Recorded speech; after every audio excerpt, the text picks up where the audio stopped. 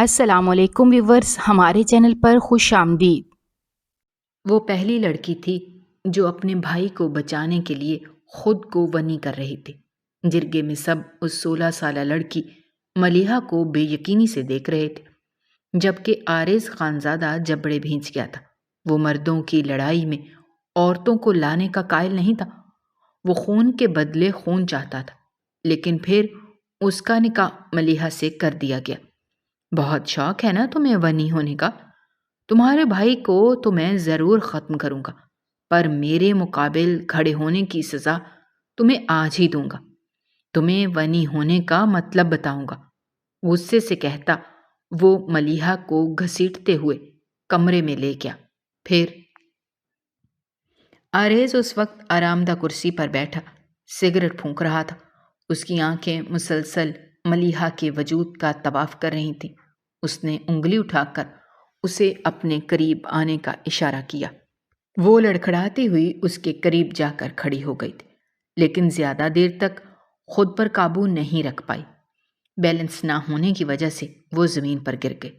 اس کی آنکھوں سے آنسو بہہ رہے تھے۔ وہ سسکیاں لے رہی تھی۔ خدا کے لیے صاحب مجھے معاف کر دیں، خدا کے لیے مجھے بخش دیں۔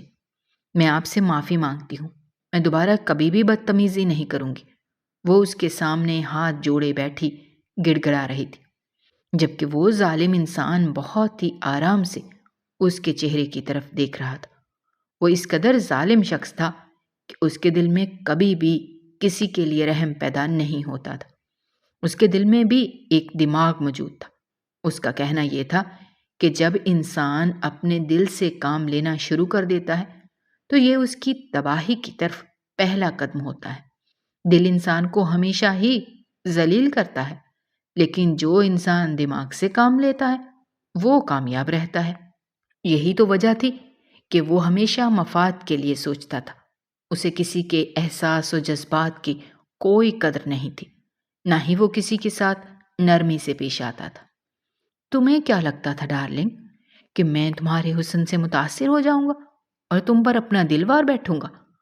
اگر تو تمہارے چھوٹے سے دماغ میں یہ بات بیٹھی ہوئی ہے تو اسے کھرچ کر نکال دو، کیونکہ تمہاری حیثیت اس گھر میں ایک ونی کی ہے، اور تم جانتی ہو کہ ونی آئی ہوئی لڑکی کی کوئی عزت نہیں ہوتی۔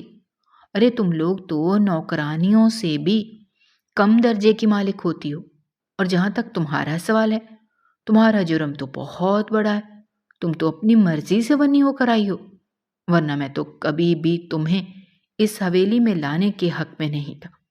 ارے میں نے تو تمہاری مدد کرنے کے بارے میں سوچا تھا کہ تم بچ جاؤ گی، تمہاری زندگی خراب ہونے سے رہ جائے گی، مگر شاید تمہیں خود پر ترس نہیں آ رہا تھا۔ اسی لیے تو بھائی کی جگہ تم خود یہاں پر آنے کے لیے تیار ہو گئی۔ جب اتنا بڑا فیصلہ کر ہی لیا ہے تو پھر برداشت کرنا بھی سیکھ جاؤ، کیونکہ میری زندگی میں تمہارے لیے نفرت کے علاوہ کچھ بھی نہیں ہے۔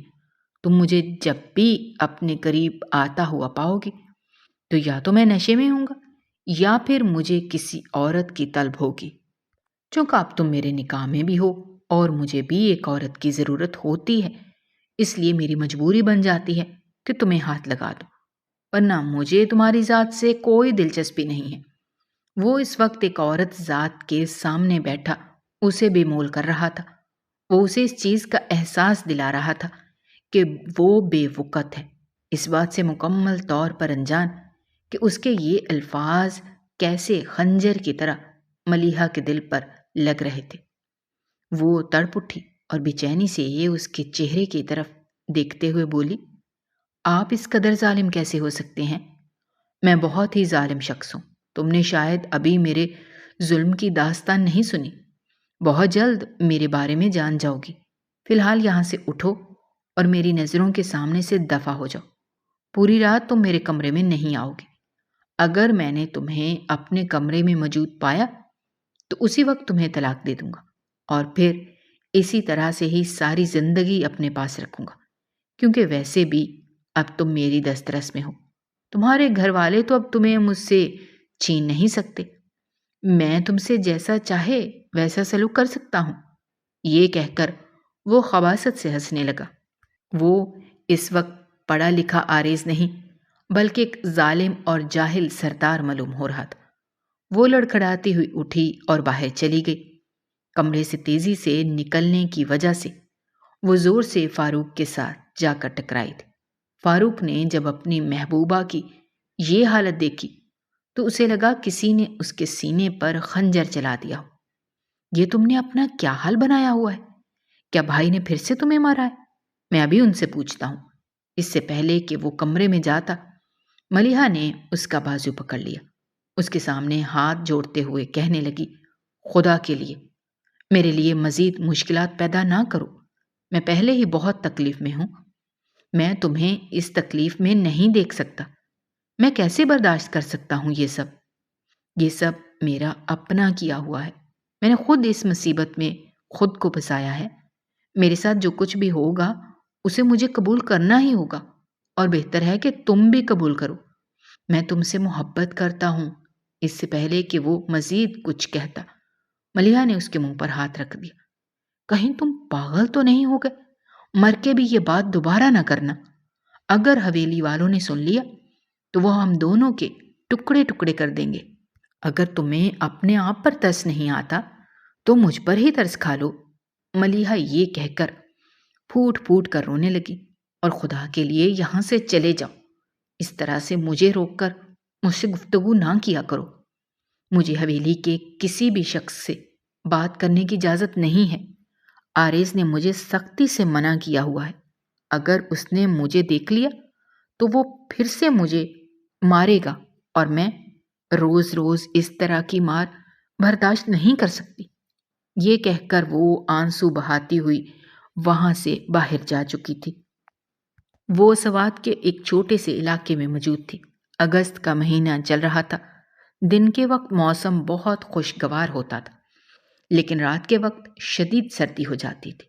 وہ اس وقت لان میں بیٹھی تھی، اپنے گرد ایک پتلی سی چادر لپیٹے وہ خود کو سردی سے بچانے کی ناکام کوششیں کر رہی تھی، جب اسے اپنے پیچھے کسی کی موجودگی کا احساس ہوا۔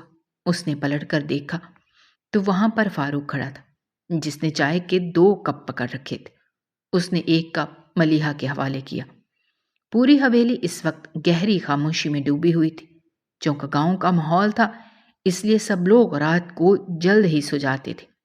وہ دونوں اس وقت پچھلے حصے میں بیٹھے ہوئے تھے۔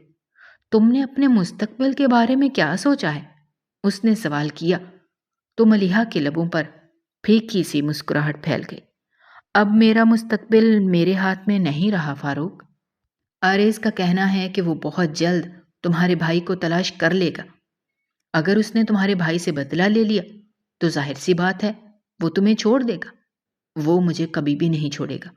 اس نے خود اپنے منہ سے یہ بات کہی ہے، اور میں نے سنا ہے کہ آریز جب ایک بار کوئی بات کہہ دیتا ہے تو اسے ہمیشہ ہی پورا کرتا ہے۔ مگر میں ایسا نہیں ہونے دوں گا ملیحہ، میں بہت جلد تمہیں اس سے آزادی دلواؤں گا۔ وہ اس قابل نہیں ہے کہ تم اس کی دسترس میں رہو۔ تم بہت اچھی، نیک اور پارسا لڑکی ہو۔ تم کیسے یہ سب کچھ برداشت کر رہی ہو؟ مجھے تو حیرانگی ہو رہی ہے۔ میں واقعی کسی زمانے میں اپنی حویلی کی ملکہ تھی۔ سب لوگ میری عزت کرتے تھے، مجھ سے محبت کرتے تھے، ہر کام مجھ سے مشورہ لے کر کیا جاتا تھا۔ بابا کی زبان مجھے بیٹا بیٹا کہتے نہ تھکتی تھی۔ تمہیں پتہ ہے فاروق، وہ اکثر امی کو کہا کرتے تھے کہ ملیحہ میری بیٹی نہیں بلکہ میرا بیٹا ہے، مگر دیکھو سب کچھ بدل گیا۔ اب نہ بابا ہیں یہاں پر موجود جو میرا خیال رکھیں گے، اور نہ ہی امی موجود ہیں۔ میں ان دونوں کی محبت سے محروم ہو گئی ہوں۔ کیا تم اندازہ لگا سکتے ہو کہ میری تکلیف کتنی بڑی ہے؟ دوسری طرف تم نے بھی ارادہ کیا ہوا ہے کہ تم مجھے اس دنیا سے رخصت کر کے ہی رہو گے۔ میں نے تمہیں کتنی بار کہا ہے کہ تم میرے پاس نہ آیا کرو، مگر ہر بار ہی تم منہ اٹھا کر آ جاتے ہو، یہ سب جانتے ہوئے بھی کہ میں کسی اور کے نکاح میں ہوں۔ آخر تمہارا دل کیسے یہ سب کچھ برداشت کرتا ہے؟ دیکھو ملیحہ، میں نے تم سے محبت کی ہے۔ میری محبت بہت ہی پاک صاف اور پاکیزہ ہے۔ میں یہ بھی جانتا ہوں کہ تم پہ ظلم اور زیادتی ہوئی ہے، اس میں تمہارا کوئی قصور نہیں ہے۔ وہ شخص بلا شبہ میرے چچا کا بیٹا ہے، لیکن اگر تمہارے لیے مجھے اس کے خلاف جانا پڑا تو میں چلا جاؤں گا۔ چلو تم بیٹھو، چائے پیو، میں اب کمرے میں جاتا ہوں۔ تم ٹھیک کہہ رہی ہو، اگر کسی نے دیکھ لیا تو مسئلہ ہو جائے گا۔ یہ کہہ کر وہ اٹھ کر وہاں سے چلا گیا۔ جب تک وہ نظروں سے اوجھل نہیں ہوا تھا تب تک ملیحہ اس کی پشت کو ہی دیکھتی رہی تھی۔ اچانک ہی اس نے نظریں اٹھا کر اپنے کمرے کی کھڑکی کی طرف دیکھا۔ اسے لگا کہ اس کے قدموں کے نیچے سے زمین نکل گئی ہے۔ وہاں پر کوئی اور نہیں بلکہ عارض کھڑا تھا، جو خون خوار نظروں سے اس کے چہرے کی طرف ہی دیکھ رہا تھا۔ اس نے ہاتھ اٹھا کر ملیحہ کو کمرے میں آنے کا اشارہ کیا۔ اسے لگ رہا تھا کہ جیسے اس کے وجود سے جان ہی نکل گئی ہو۔ اس میں بالکل بھی ہمت نہیں تھی کہ وہ اٹھ سکتی اور دوبارہ سے اپنے کمرے میں جا سکتی۔ اسے پتا تھا کہ اس کے ساتھ کیا ہونے والا ہے۔ تکلیف سے اس نے آنکھیں بند کر لی۔ یا اللہ، میری مدد کرنا، مجھے اس مصیبت سے بچا لینا۔ اس نے شدت سے یہ دعا کی تھی۔ وہ دوبارہ سے کمرے کے اندر داخل ہو گئی۔ عارض ابھی بھی کھڑکی میں ہی کھڑا تھا۔ آپ نے مجھے بلایا؟ اس نے کانپتی ہوئی آواز میں پوچھا۔ صوفے پر جا کر بیٹھو، عارض نے سرد لہجے میں جواب دیا۔ وہ لڑکھڑاتی ہوئی جا کر صوفے پہ بیٹھ گئی۔ دراصل 2 دن پہلے اسے سیڑھیوں سے دھکا دیا گیا تھا۔ وہ زمین پہ گری تھی اور اس کی ٹانگ زخمی ہو گئی تھی، جس کی وجہ سے اس سے چلنا مشکل ہو گیا تھا۔ فاروق کے ساتھ تمہارا کیا تعلق ہے اور یہ سب کب سے شروع ہے؟ وہ پلٹ کر اس کی طرف آیا اور بغیر کوئی تمہید باندھے سوال کرنے لگا۔ اس سے پہلے کہ وہ کوئی جھوٹ بولتی، عارض نے اسے بالوں سے پکڑ لیا۔ مجھ سے دغا نہیں کرنا۔ دغا کرنے والی عورتوں سے مجھے شدید نفرت ہے۔ اگر تم نے مجھ سے ابھی جھوٹ بولا اور بعد میں مجھے حقیقت کا پتہ چل گیا تو خدا کی قسم اٹھا کر کہتا ہوں کہ تمہارے پورے خاندان کو آگ لگا دوں گا۔ نہ صرف تمہارے بھائی کو بلکہ تمہارے باپ کو بھی جہنم واصل کر دوں گا۔ وہ اس کے بال زور زور سے کھینچ رہا تھا۔ تکلیف کی وجہ سے اس بیچاری کی آنکھوں میں آنسو آ گئے تھے۔ وہ کانپتی ہوئی آواز میں کہنے لگی، ہم دونوں ایک دوسرے سے محبت کرتے تھے۔ عارض کا ہاتھ اٹھا اور اس کے چہرے پر نشان چھوڑ گیا۔ لیکن سچ مانے ابھی ایسا کچھ بھی نہیں ہے۔ جلد ہی اسے اپنی غلطی کا احساس ہو گیا تھا۔ نادانی میں آ کر اس نے اپنا بہت بڑا نقصان کر دیا تھا، مگر وہ اس کی کوئی بھی بات سنے بغیر تیزی سے کمرے سے باہر نکل گیا۔ وہ نہیں جانتی تھی کہ اب وہ کیا کرنے والا ہے۔ اگلے دن ہی اسے خبر ملی کہ فاروق اس دنیا سے رخصت ہو گیا ہے۔ اسے لگا تھا کہ 7 آسمان اس کے سر کے اوپر آ کر گر گئے ہوں۔ عارض جب کمرے کے اندر داخل ہوا تو وہ پسٹل سائڈ پر رکھتے ہوئے کہنے لگا، تمہارے عاشق کو لگ رہا تھا کہ وہ بہت جلد تمہیں مجھ سے رہائی دلا دے گا، مگر اس سے پہلے ہی میں نے اسے اس دنیا سے رخصت کر دیا۔ اور جہاں تک تمہارا سوال ہے تو اب تم اس حویلی میں نہیں رہو گے۔ میں تمہیں پرانی حویلی میں بھیج رہا ہوں کیونکہ تم یہاں پر رہنے کے قابل ہی نہیں ہو۔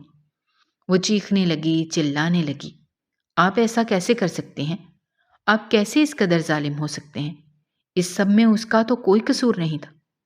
اس کا سب سے بڑا قصور یہی تھا کہ اس نے اپنے مالک کی زوجہ پر نظر رکھی ہوئی تھی۔ اور کیا تم نے مجھے اتنا بے غیرت سمجھا ہوا ہے کہ میں یہ سب کچھ برداشت کر لیتا؟ سزا میں نے تمہیں بھی دینی ہے، لیکن ابھی نہیں۔ خیر، میرا کام پورا ہو گیا ہے اور اب میرا دل بھی سکون میں ہے۔ مجھے یقین ہے کہ اب دوبارہ کبھی بھی تم کسی کی طرف امید بھری نظروں سے نہیں دیکھو گی۔ تمہیں ایک اور بات سمجھا رہا ہوں، اگر یہاں پر تمہاری کوئی دوست بھی بن گئی تو میں اسے بھی مار دوں گا۔ تم نے یہاں پر کسی سے کسی قسم کا کوئی رابطہ نہیں رکھنا اور نہ ہی کسی سے کوئی بات کرنے کی کوشش کرنی ہے۔ ان لوگوں سے الگ تھلگ رہو گے۔ وہ ایک نیا حکم سنا چکا تھا۔ وہ بھی دیوار کے ساتھ ہی زمین پہ بیٹھ گئی اور پھوٹ پھوٹ کر رونے لگی۔ وہ اپنے رب سے شکوے شکایات کر رہی تھی۔ صرف وہی انسان تو تھا جو اس کے ساتھ مخلص تھا، جس کے ساتھ باتیں کر کے وہ اپنے دل کا بوجھ ہلکا کر لیتی تھی، مگر اس ظالم انسان نے تو اس کو بھی مار دیا۔ وہ فاروق سے بھی شکوے کرتے ہوئے کہنے لگی، میں نے تمہیں سمجھایا تھا کہ مجھ سے دور رہو، میرے قریب آؤ گے تو خود کو نقصان پہنچاؤ گی، مگر تم نے میری ایک بات بھی نہیں مانی۔ اب دیکھو میری نادانی کی وجہ سے کتنا بڑا نقصان ہو گیا ہے۔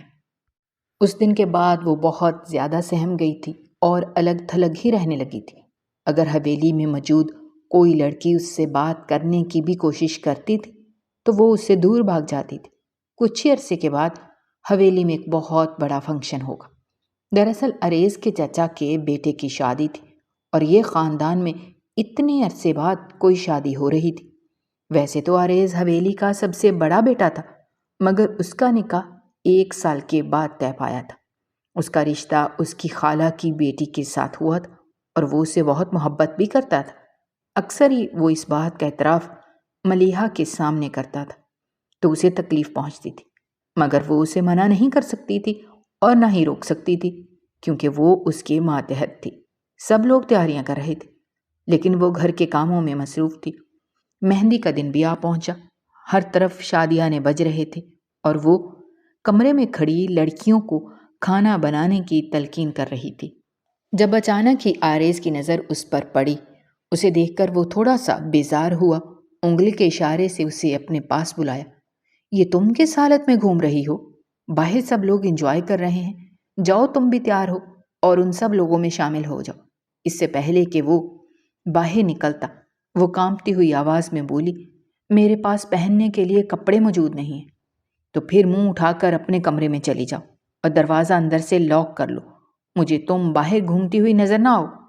ملیحہ کو لگا تھا کہ شاید وہ اسے کپڑے دلا دے گا، لیکن اس نے تو ڈانٹ کر واپس کمرے میں بھیج دیا۔ ملیحہ کو اس طرح کے ایونٹ بہت اچھے لگتے تھے۔ اپنے بھائی کی شادی میں بھی اس نے بہت زیادہ انجوائے کیا تھا۔ باہر سے گانے بجانے کی آوازیں آ رہی تھیں، اس کا دل بھی للچا رہا تھا کہ وہ اس میں جا کر شامل ہو جائے۔ دراصل اس کی آواز بہت خوبصورت تھی اور وہ بہت اچھا گانا بھی گاتی تھی۔ اسے کمرے میں بیٹھے ہوئے تھوڑی ہی دیر گزری تھی کہ دروازے پر دستک ہوئی۔ وہ گھبرا گئی کہ شاید پھر سے آریز آ گیا ہے۔ اب تو اس کی موجودگی پر ہی اس کا دل خوف کے مارے لرزنے لگتا تھا۔ دروازہ کھولا تو سامنے ہی اس کی نند گل کھڑی تھی، جس نے ہاتھ میں ایک خوبصورت جوڑا اٹھا رکھا تھا۔ بھابھی، بھائی نے کہا ہے آپ یہ پہن کر باہر آ جائیں۔ وہ بے یقینی سے اس کی طرف دیکھنے لگی اور پھر انگلی سے اپنی طرف اشارہ کرتے ہوئے معصوم بچوں کی طرح پوچھنے لگی، کیا واقعی یہ میں پہن سکتی ہوں؟ گل کھلکھلا کر ہنسنے لگی، جی بھابھی آپ پہن سکتی ہیں، اگر آپ کہیں تو میں آپ کو تیار بھی کر سکتی ہوں۔ چلیں آپ جلدی سے یہ کپڑے پہنیں، تب تک میں اپنے کمرے سے سامان اٹھا کر لاتی ہوں۔ یہ کہہ کر وہ وہاں سے بھاگ گئی، جبکہ وہ واش روم میں فریش ہونے کے لیے چلی گئی تھی۔ تھوڑی ہی دیر کے بعد جب وہ کپڑے پہن کر باہر نکلی تو گل کا منہ حیرت سے کھلے کا کھلا رہ گیا، کیونکہ وہ آسمان سے اتری ہوئی کوئی پری معلوم ہو رہی تھی۔ اس پر جامنی رنگ کی میکسی بہت ہی اچھی لگ رہی تھی، لال رنگ کی لپسٹک میں وہ غضب ڈھا رہی تھی۔ اس نے ایک نظر خود کو شیشے میں دیکھا تو خود ہی گھبرا گئی۔ وہ اس وقت بلا شبہ بہت حسین لگ رہی تھی، لیکن اسے ڈر تھا کہ کہیں ایسا نہ ہو کہ آریز اس پر غصہ کرے۔ گل اسے دیکھ کر کہنے لگی، بھابھی آپ بہت پیاری لگ رہی ہیں، آپ ہی آج محفل کی جان ہوں گی۔ بھائی تو آپ کو دیکھ کر آپ کے دیوانے ہو جائیں گے۔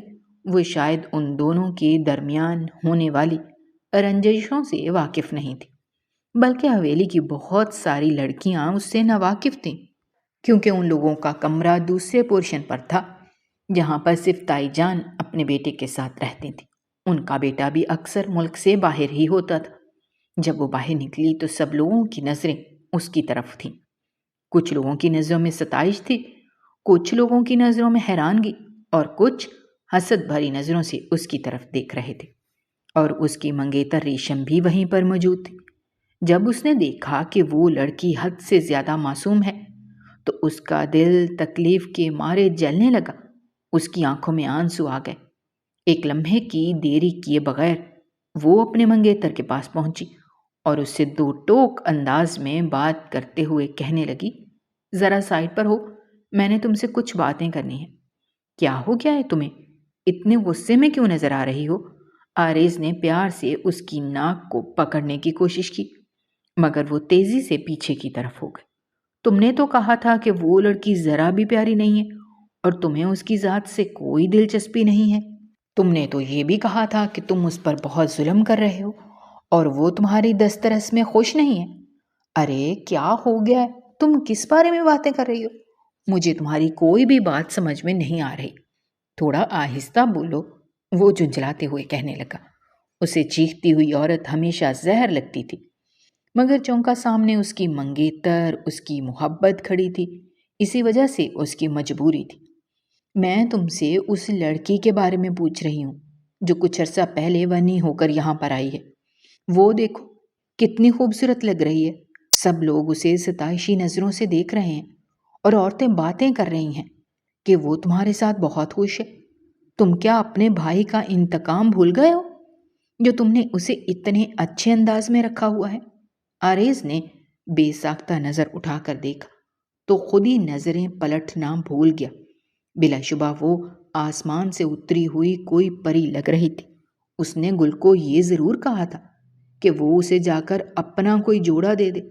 اگر وہ نہیں جانتا تھا کہ وہ اس لڑکی کو اپنا سب سے قیمتی جوڑا دے گی جسے پہن کر وہ کسی ریاست کی ملکہ معلوم ہونے لگی تھی۔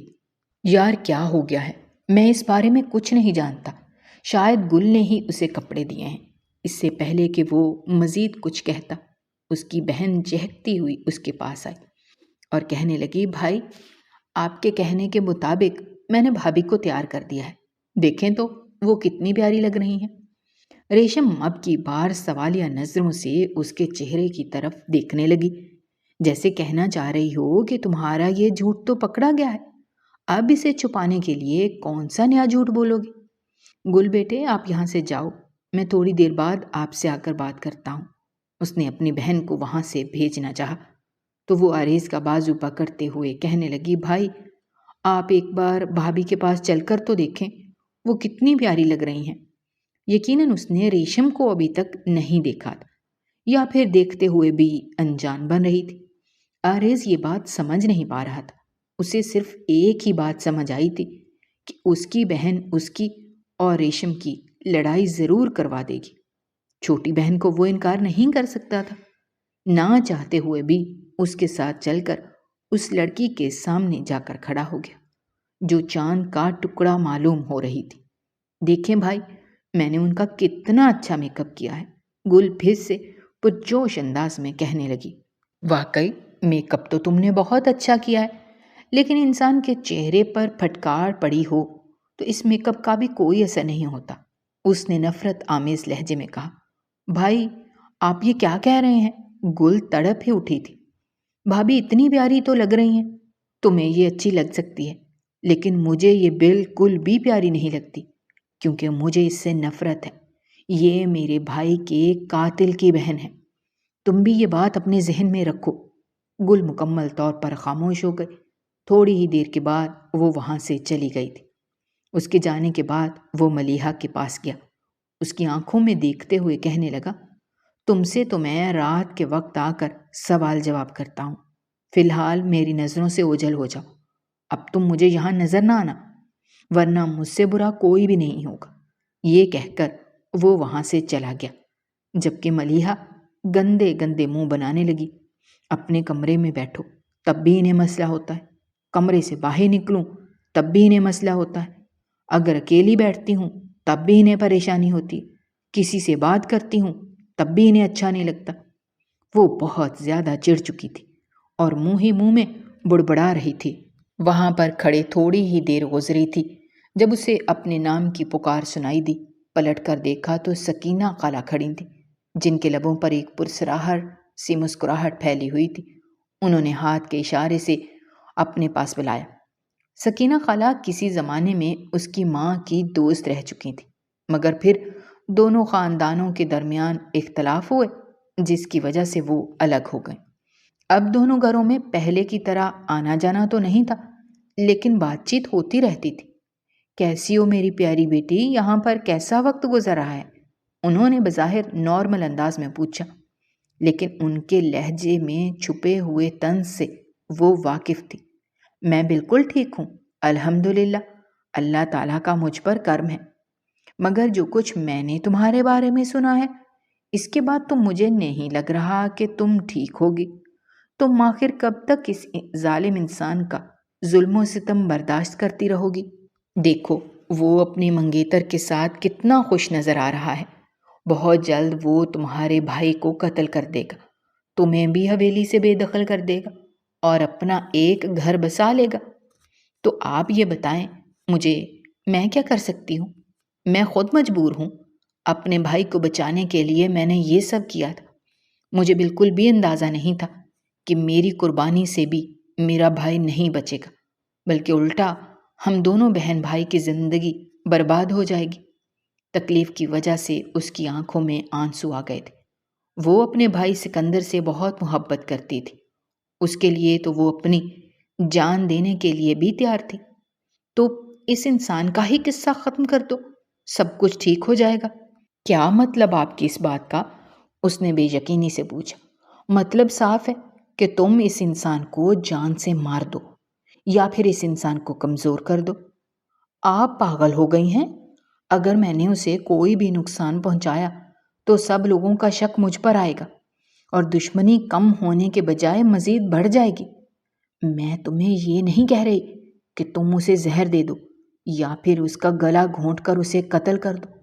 میں تمہیں کہہ رہی ہوں کہ تم اس کے خلاف اب ایک چال چلو، اس کو اپنے جال میں پھنساؤ اور اس کا قصہ تمام کر دو۔ اگر تم میرا ساتھ دینے کے لیے تیار ہوتی ہو تو ہم دونوں بہت زبردست پارٹنر ثابت ہو سکتے ہیں۔ جب وہ مرے گا تو تمہارا بھائی بھی بچ جائے گا اور تم بھی اس جہنم سے باہر نکل جاؤ گی۔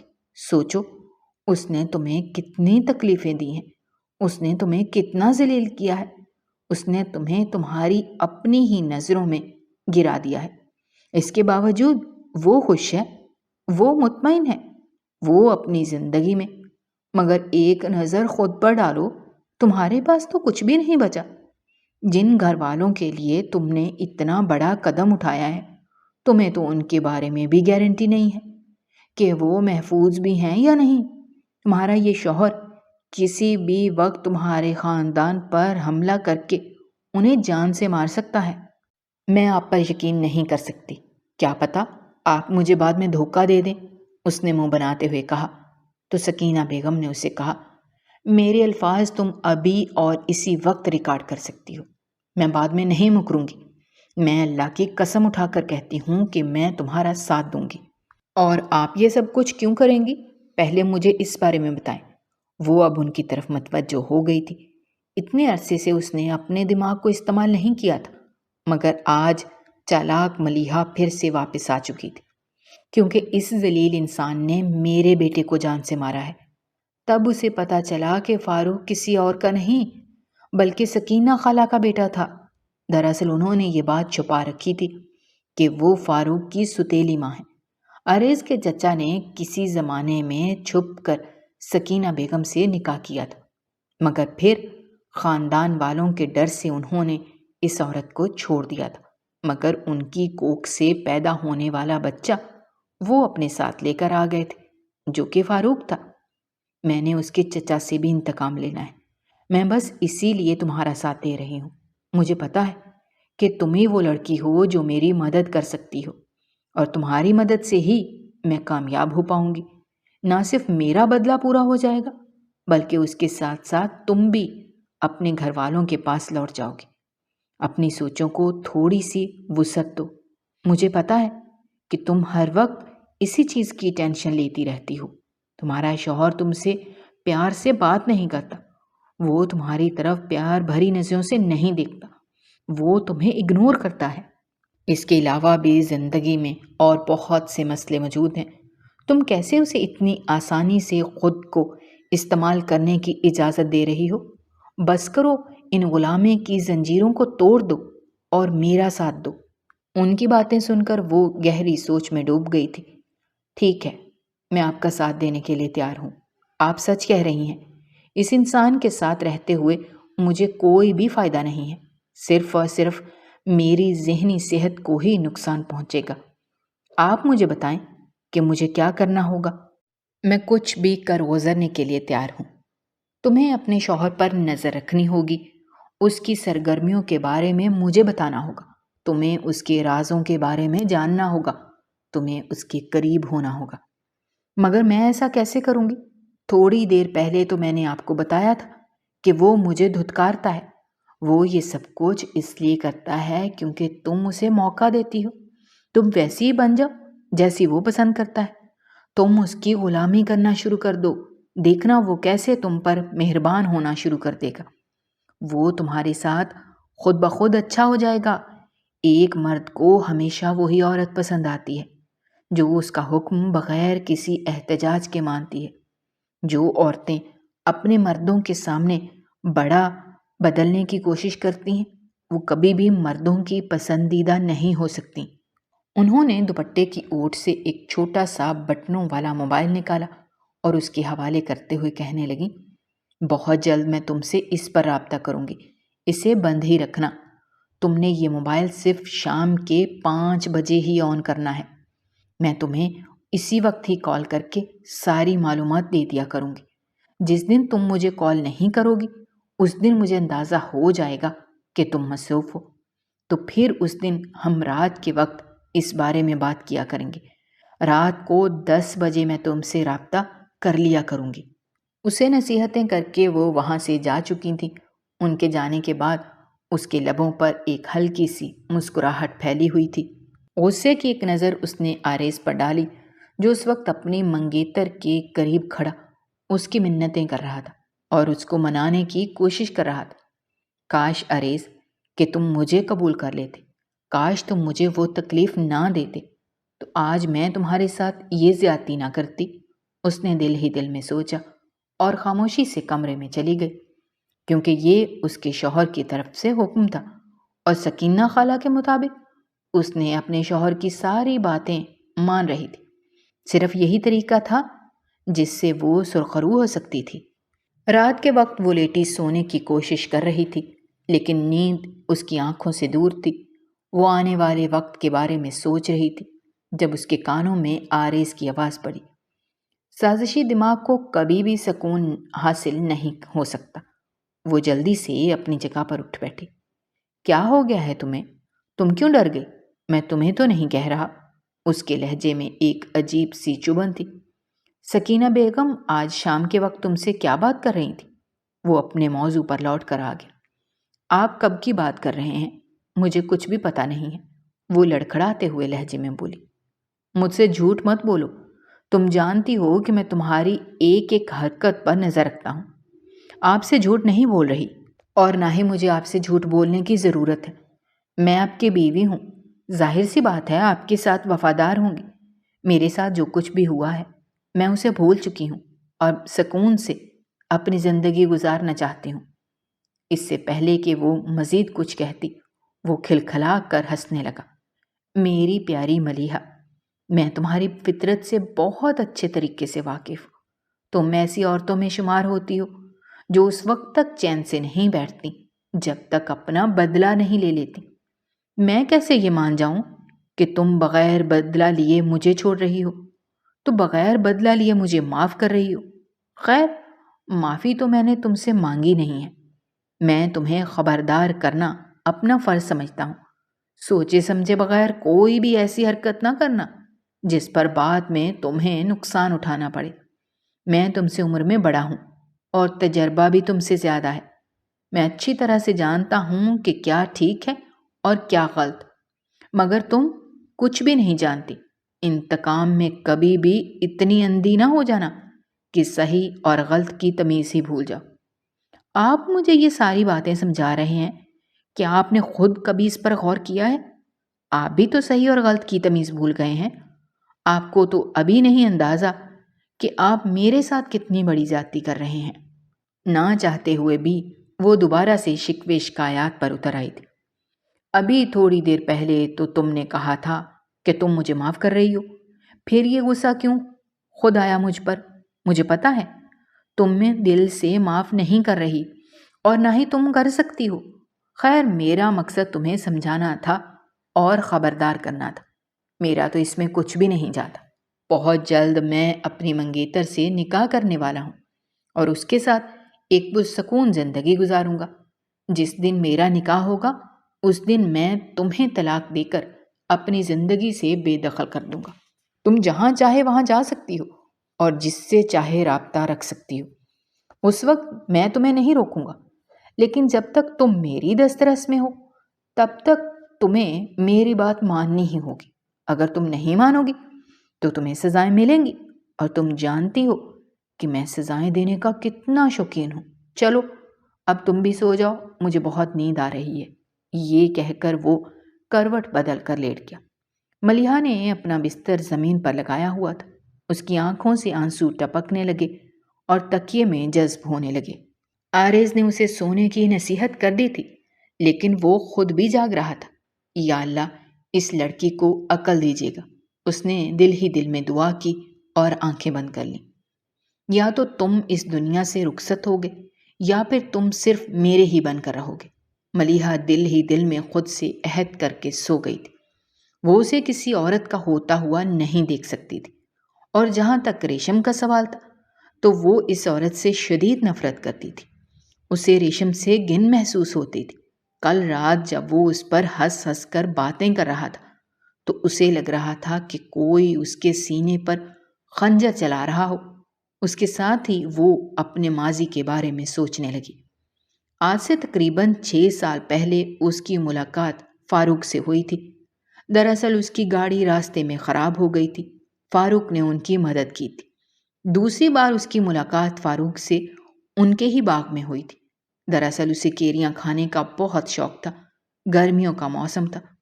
اسے پتہ چلا تھا کہ خانوں کے باغ میں پھل اتر آیا ہے اور وہ وہاں سے کیریاں توڑنے کے لیے بے چین ہو رہی تھی۔ جب اس نے اپنی ماں سے اس بارے میں بات کی تو وہ واویلا مچاتے ہوئے کہنے لگیں، کوئی ضرورت نہیں ہے اس سب کی، وہ ہمارے دشمن ہیں، اس طرف جانے کے بارے میں سوچنا بھی مت۔ وہ امی کو کہنا چاہتی تھی کہ فاروق نے میری مدد کی تھی، مگر انہوں نے اسے ڈانٹ دیا۔ وہ ملیحہ ہی کیا جو کسی کی بات مان جائے اور اپنی مرضی سے کام نہ کرے۔ وہ نوکرانی کے ساتھ اسی شام نکل گئی۔ وہ درخت پر چڑھی کیریاں توڑ رہی تھی جبکہ نوکرانی نے شور مچانا شروع کر دیا کہ کوئی یہاں پر آ رہا ہے۔ وہ گھبرا گئی، اپنا توازن برقرار نہ رکھ پائی۔ اس سے پہلے کہ وہ زمین پر گرتی کسی نے اسے اپنی مہربان باہوں میں پکڑ لیا تھا۔ اس نے ڈرتے ڈرتے آنکھیں کھولی تو وہ فاروق ہی تھا جو مسکراتے ہوئے اس کے چہرے کو دیکھ رہا تھا۔ تیسری بار وہ اس سے مدرسے میں ملا تھا، جہاں پر وہ چھوٹے بچوں کو کھلونے اور کھانے پینے کی چیزیں دینے جاتا تھا۔ دراصل یہ مدرسہ اس نے خود ہی بنایا ہوا تھا۔ یہاں پر یتیم بچوں کو نہ صرف دینی تعلیم دی جاتی تھی بلکہ ان کی اچھی پرورش بھی کی جاتی تھی۔ ہر ہفتے ہی وہ اس مدرسے کا چکر لگاتا تھا۔ کچھ دن پہلے ملیحہ کو بھی جب اس مدرسے کے بارے میں پتہ چلا تو وہ خود پر قابو نہیں رکھ پائی اور بچوں میں چیزیں بانٹنے کے لیے چلی گئی۔ اسے چھوٹے بچے ہمیشہ سے ہی بہت پیارے لگتے تھے۔ وہ وہاں پر ان میں کھانے پینے کی چیزیں تقسیم کر رہی تھی جب فاروق اندر داخل ہوا۔ اس کی نظر جب اس معصوم لڑکی پر پڑی تو اس کے لبوں پر نہ چاہتے ہوئے بھی مسکراہٹ پھیل گئی۔ وہ کافی دنوں سے خود سے جنگ لڑ رہا تھا کہ وہ اس لڑکی سے اظہار محبت نہیں کرے گا کیونکہ وہ دشمن کے خاندان کی ہے، لیکن آج وہ خود پر کنٹرول نہیں رکھ پایا۔ دوسری طرف ملیحہ بھی اس کی ذات میں دلچسپی لینے لگی تھی کیونکہ وہ اس کی زندگی میں آنے والا پہلا انسان تھا۔ آج سے پہلے کبھی بھی اس کا ٹاکرا کسی مرد کے ساتھ نہیں ہوا تھا، بلکہ وہ تو اپنے بھائی کے علاوہ کسی سے کوئی بات ہی نہیں کرتی تھی۔ جب فاروق نے اس سے اظہار محبت کیا تو جواب میں اس نے بھی اپنی محبت کا اظہار کر دیا اور یوں ان دونوں کی بات چیت شروع ہو گئی۔ شروع میں تو یہ باتیں صرف فون تک ہی محدود رہی تھیں، مگر پھر وہ اپنی نوکرانی کے ساتھ جا کر اس سے ملتی تھی، اس سے ملاقات کرتی تھی۔ دونوں گھنٹوں تک ایک دوسرے سے بیٹھے باتیں کرتے رہتے تھے۔ تھوڑا سا وقت مزید گزرا تو فاروق اس سے عجیب و غریب قسم کے مطالبے کرنے لگا، ایسے مطالبے جو شوہر شادی کے بعد کرتا ہے۔ بعض اوقات تو وہ بہت زیادہ پریشان ہو جاتی تھی۔ وہ اسے منع کرتی تھی لیکن وہ باز نہیں آتا تھا۔ اب تو ملیحہ کے لیے مشکل ہو گیا تھا، وہ اسے چھوڑ بھی نہیں پا رہی تھی۔ کئی دن تک وہ اس سے دور تو ہو جاتی تھی لیکن یہ دن گزارنے اس کے لیے اپنے لیے بہت مشکل ہو جاتے تھے۔ دوسری طرف اس کے عجیب و غریب قسم کے مطالبات تھے جسے مانتے ہوئے بھی اس کا دل کانپتا تھا۔ اس دن فاروق جان بوجھ کر اس کے ساتھ زبردستی کرنے لگا تھا۔ یہ دیکھ کر وہ خود پر قابو نہیں رکھ پائی، بے ساختہ اس کا ہاتھ اٹھا اور اس انسان کے چہرے پر نشان چھوڑ گیا۔ اس دن ملیحہ نے اسے بہت سی باتیں سنائی تھی اور روتی ہوئی گھر واپس آئی۔ اسے لگ رہا تھا کہ شاید فاروق کو اپنی غلطی کا احساس ہو گیا ہوگا، لیکن وہ نہیں جانتی تھی کہ وہ کتنی بڑی سازش کر رہا ہے۔ اگلے دن ملیحہ کے بھائی سے عریض کے بھائی کا قتل ہو گیا تھا۔ یہ بات چودھریوں پر کسی قیامت کی طرح ٹوٹی تھی۔ وہ اس بات پر یقین ہی نہیں کر سکتی تھی کیونکہ وہ اپنے بھائی کو بہت اچھے طریقے سے جانتی تھی۔ اسے تو بندوق چلانا بھی نہیں آتی تھی۔ یہ کام کسی اور کا تھا مگر الزام اس کے بھائی پر لگ گیا تھا۔ اس نے اپنے بھائی کو وہاں سے بھگا دیا کیونکہ جانتی تھی کہ اگر وہ خانوں کے ہاتھ میں چلا گیا تو وہ ضرور اس کی جان لے لیں گے۔ جہاں تک عریض کا سوال تھا تو اس نے پہلے ہی صاف الفاظ میں کہہ دیا تھا کہ وہ اپنی جنگ میں عورتوں کو شامل نہیں کرتا۔ اس لیے پہلے ہی بتا دیتا ہوں کہ میں ونی قبول نہیں کروں گا۔ مجھے خون بہا میں صرف اور صرف اس انسان کی موت چاہیے جس نے میرے معصوم بھائی کو مارا ہے۔ مگر ملیحہ کیسے اپنے معصوم بھائی کو ان ظالموں کے حوالے کر سکتی تھی؟ لہٰذا اس نے اپنی قربانی دینے کا فیصلہ کیا۔ اس نے اپنے بابا کو کہہ دیا تھا کہ میں ونی ہو کر اس گھر میں جاؤں گی، اور جرگے میں بھی اس نے یہی بات کی تھی کیونکہ اس کا بھائی بھی وہاں سے بھاگ چکا تھا اور فیصلہ اسی دن ہی ہونا تھا۔ اس لیے وہ ونی ہو کر حویلی میں آ گئی تھی اور اس کا نکاح عارض سے ہو گیا تھا۔ پہلے ہی دن اس کے شوہر نے اسے اس کی اوقات یاد دلا دی تھی اور اسے صاف الفاظ میں بتا دیا تھا کہ میں نے تمہاری عزت کرنے کی کوشش کی تھی۔ میں نے سوچا تھا کہ تم پر ظلم نہیں کروں گا اور تمہیں عزت کے ساتھ اپنے گھر پر رہو، مگر تم میں کچھ زیادہ ہی ہمدردی کا جذبہ تھا۔ تم نے تو اپنے بھائی کی جان بچانی تھی، اس لیے تم خود ہی اپنی جان مشکل میں ڈالی ہے۔ اب یہاں سے نکلنے کا کوئی بھی راستہ نہیں ہے۔ اب تم اپنی ساری زندگی اس جہنم میں ہی گزارو گی اور تم نے رونا بھی نہیں ہے کیونکہ یہ راستہ تم نے خود چنا ہے۔ وہ اس انسان کو بتانا چاہتی تھی کہ میرا بھائی بے قصور ہے، اس نے کچھ بھی نہیں کیا، مگر وہ شخص کوئی بھی بات سننے کے لیے تیار ہی نہیں تھا۔ نفرت آمیز لہجے میں کہنے لگا، جب تک تمہارے پاس ثبوت نہیں ہے تب تک تم مجھ سے ایسی کوئی بھی بات نہ کرو، کیونکہ ثبوت کے بغیر میں کچھ بھی نہیں مانتا۔ اب تو اسے حویلی میں رہتے ہوئے 1 سال گزر چکا تھا۔ 1 سال بعد اس کی ملاقات سکینہ بیگم سے ہوئی اور یہ 1 سال اس کا بھائی بھی مفرور تھا۔ اگلی شام سکینہ بیگم سے فون پر باتیں کر رہی تھی جب عارض نے اس کی باتیں سن لی، مگر اس بار اس نے اس لڑکی کو کچھ بھی نہیں کہا۔ وہ دیکھنا چاہتا تھا کہ وہ لڑکی کس حد تک جا سکتی ہے۔ سکینہ بیگم نے اسے عارض کی الماری سے ایک فائل نکالنے کے لیے کہا تھا۔ وہ وہاں سے فائل نکال رہی تھی جبکہ عارض خاموشی سے دروازے میں کھڑا اس کو دیکھ رہا تھا۔ جیسے ہی وہ نکال کر فارغ ہوئی وہ پیچھے ہو گیا۔ آج ہی اس بار ساری حقیقت آشکار ہوئی تھی۔ آج ہی اسے بھی اپنی غلطیوں کا احساس ہو گیا تھا اور اصل مجرم اس کے سامنے آ گئے تھے۔ معافی مانگنے کی غرض سے وہ اس کے قریب آیا تھا، لیکن اس کی حرکتیں دیکھ کر نہ چاہتے ہوئے بھی اس کے لبوں پر مسکراہٹ پھیل گئی تھی۔ وہ دل ہی دل میں خود سے مخاطب ہوتے ہوئے بولا، دیکھا ملیحہ صاحبہ، میں نے آپ کو بتایا تھا کہ میں آپ کی فطرت جاننا چاہتا ہوں۔ آپ مجھ سے بدلہ لینے کی کوشش ضرور کریں گی۔ آج اسے اس لڑکی کی حرکتیں دیکھ کر غصہ نہیں آ رہا تھا، بلکہ آج تو وہ انجوائے کر رہا تھا۔ اس سے پہلے کہ وہ گھر کی 4 دیواری سے باہر نکلتی، عارض نے اس کے سامنے جا کر جیپ روک دی۔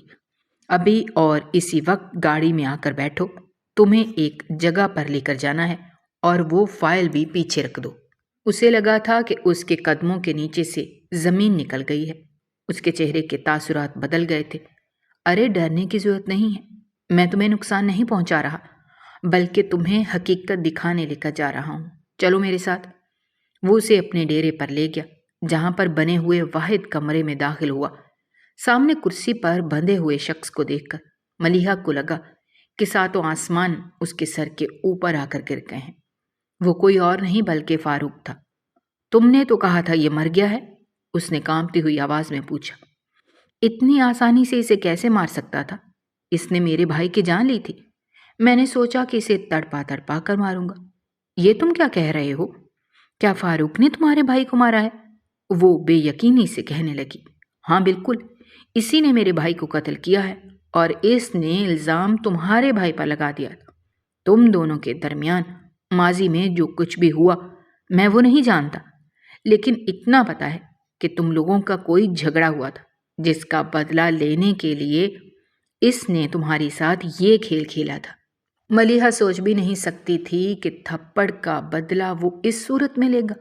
وہ نفرت سے ملیحہ کے چہرے کی طرف دیکھتے ہوئے کہنے لگا، تم نے مجھ پر ہاتھ اٹھا کر بہت بڑی غلطی کر دی تھی۔ اگر میں پکڑا نہیں زیادہ تو بہت جلد تمہیں بھی جان سے مروا دیتا۔ دراصل فاروق عریض کے چچا کا بیٹا تھا۔ وہ خود سردار بننا چاہتا تھا، مگر راستے میں عریض اور اس کا بھائی رکاوٹ بن رہے تھے۔ سب سے پہلے اس نے اس کے بھائی کو ہٹایا، الزام ملیحہ کے بھائی پر لگا کر اپنی محبوبہ سے بھی تھپڑ کا انتقام لے لیا۔ اب وہ اپنی ماں کے ذریعے ملیحہ کا استعمال کرتے ہوئے عریض کو جان سے مروانا چاہتا تھا، مگر پکڑا گیا تھا۔ میں سوچ بھی نہیں سکتی تھی کہ تم اس قدر ذلیل انسان ہو سکتے ہو، وہ روتے ہوئے کہنے لگی۔ فاروق نے اس کی بات کا جواب نہیں دیا۔ عریض اس کا ہاتھ پکڑ کر اسے باہر لے آیا۔ تو تمہیں بھی پتہ چل گیا ہے کہ میرا بھائی بے قصور ہے اور میری بھی کوئی غلطی نہیں۔ اب مجھے اپنے گھر جانے دو، وہ بے چینی سے بولی۔ ایسے کیسے تمہیں جانے دے سکتا ہوں؟ میری بیوی ہو تم۔ تمہیں اپنے ساتھ لے کر جاؤں گا اور اپنے ساتھ لے کر واپس آؤں گا۔ پہلے تو وہ آنکھیں چھوٹی کر کے حیرانگی سے اسے دیکھنے لگی۔ تمہاری بیوی تو وہ ریشم بنے گی نا جس سے تمہیں محبت ہے؟ نہیں یار، وہ میرے ٹائپ کی نہیں ہے۔ اس کے ساتھ زندگی گزاری تو پاگل ہو جاؤں گا۔ مجھے ایک فرما بردار اور پیاری بیوی چاہیے جو کہ پہلے سے ہی میرے پاس موجود ہے، اس نے گہرے انداز میں ملیحہ کی طرف دیکھتے ہوئے کہا۔ چونکہ غلط فہمیاں ختم ہو چکی تھیں، پیچھے صرف اور صرف محبت ہی بچی تھی۔ وہ اس بات سے اعتراف کرتا تھا کہ ملیحہ بلا شبہ ایک اچھی اور پاک بیوی ہے جو ہر شوہر کا خواب ہوتی ہے، اور وہ اسے حاصل کر کے بہت خوش تھا۔ عریض نے دراصل فاروق کو ایک آدمی سے باتیں کرتے ہوئے سنا تھا جہاں اسے حقیقت کا پتہ چلا تھا، اسی لیے اس نے عقل مندی کا مظاہرہ کیا، اسے جان سے نہیں مارا تھا۔ مگر ملیحہ کو اس نے ایسا ضرور بتایا تھا کیونکہ وہ چاہتا تھا کہ وہ اپنے دل سے فاروق کے لیے سارے جذبات نکال دے۔ اس نے فاروق کو اپنے پاس قید کیا ہوا تھا۔ اتنے عرصے سے وہ اسے تکلیفیں پہنچا رہا تھا تاکہ وہ اپنے منہ سے جرم کا اعتراف کر لے۔ جب اس نے اعتراف کیا تو اس نے اسے جان سے بھی مار دیا۔ اگر آپ کو ہماری کہانیاں پسند آ رہی ہیں تو ہمارے چینل کو سبسکرائب کیجیے، ویڈیوز پر کمنٹ کیجیے اور شیئر کیجیے۔ شکریہ۔